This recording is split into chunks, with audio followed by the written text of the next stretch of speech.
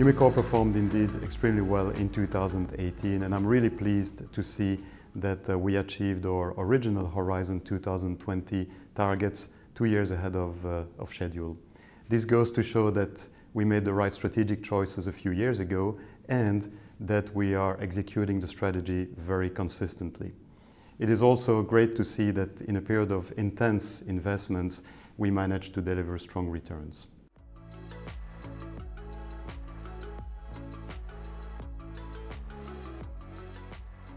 We have taken big strides in making Umicore the undisputed leader in clean mobility materials and recycling. For instance, we have won the largest share of the new gasoline particulate filter business, which is going to be critical given the evolution of the engine mix as diesel is losing favor, especially in the European market. We have also continued to qualify our unique and highly performant cathode materials for current and future electrified vehicle platforms. We're also seeing the first signs of traction for fuel cell technologies as well as for the battery recycling initiative. Umicore is actually the only materials technology company that is able to deliver all the materials technologies that are required to enable the transition to cleaner mobility, be it through cleaner combustion engines, through electrified vehicles or fuel cell powered vehicles. In addition, we're the only player in that space which is able to close the materials loop and recycle these powertrain elements when they reach end of life. I'm also very proud that Umicore is the first and only player today which is offering its customers in the rechargeable battery value chain certified clean and ethical raw materials.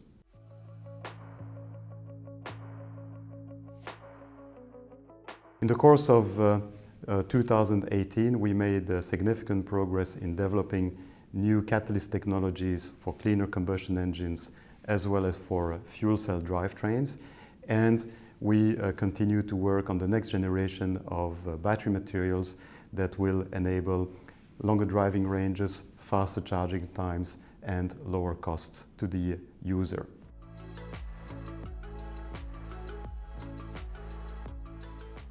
One of the achievements I'm really proud about is how much talent we've been able to attract in the course of 2018, considering also that the labor markets are quite competitive, especially in the growth areas where Umicore is active. This shows that Umicore is an attractive employer and how our pioneering approach in terms of sustainability is actually attracting talent to the company.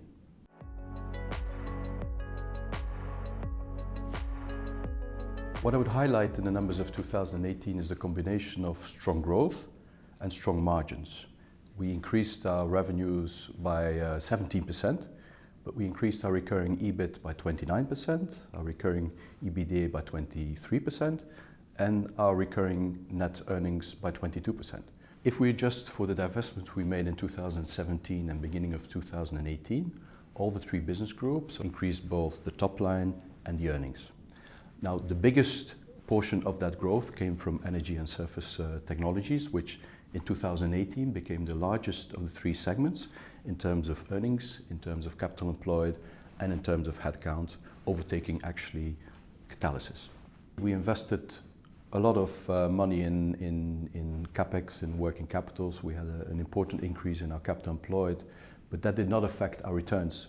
Our return on capital employed actually increased further to 15.4%, which is above our target rate of 15%, which again shows that our investments are generating quite substantial shareholder value. We generated a record amount of operating cash flow, about 800 million, which shows that we have a strong and a fast cash conversion on our P&L side. We invested a lot in capex and in working capital. Capex, we invested 478 million. We had an increase in working capital of about 700 million. If we look into the details, what's behind that, you see an increase in inventories by over 750 million euros and actually a cash inflow from net receivables of more than 50 million. So it's really about inventories. Now we're focusing a lot on optimizing that working capital, especially in energy and surface technologies. We ended 2018 with a net financial debt of 861 million euros, which is roughly stable compared to end of 2017. Net financial debt over recurring EBITDA, we are at 1.2 times. If I look at the net gearing, we're at 24%, which actually is lower than 2017.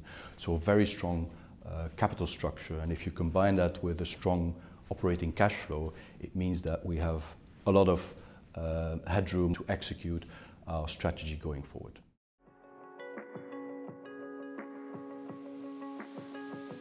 The fundamentals of our business remain very strong, and I'm really very confident that we will achieve the raised Horizon 2020 ambitions.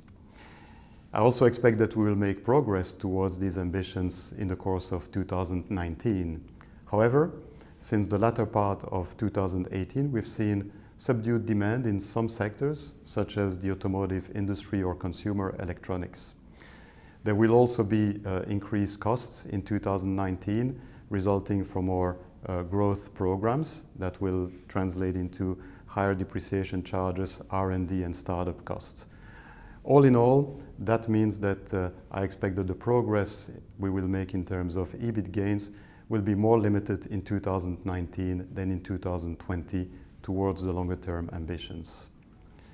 More fundamentally, I have to reaffirm that Umicore is committed to pursuing its long-term growth investments and research programs, while at the same time delivering strong returns to the shareholders.